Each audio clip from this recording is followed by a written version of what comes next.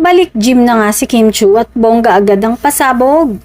Kitang-kita sa mga ibinahagi niyang photos at videos na kondisyon ng katawan ng Chinita Princess.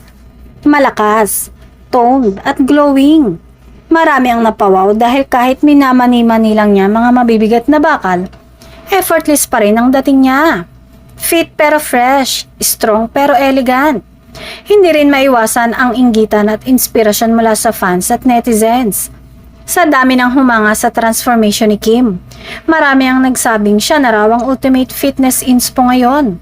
Yung tipong kahit mabigat ang binubuhat, hindi nasisira ang ganda. Hindi nalulukot ang muka at lalong hindi nawawala ang signature niyang aura. Caption pa ni Kim sa kanyang post, "Moving my body, clearing my mind, reset, happy Tuesday everybody." Simple pero powerful. Ipinapakita nito na hindi lang physical na lakas ang pinapalakas niya kundi pati mental health at emotional balance. Hindi lang workout kundi self-care na rin ang peg ng kanyang pagbabalik gym. At dahil doon, umulan agad ng reaksyon mula sa kanyang followers. May mga nagsabing fitness goal, may mga napaamin na gusto na rin daw nilang bumalik sa pag-exercise.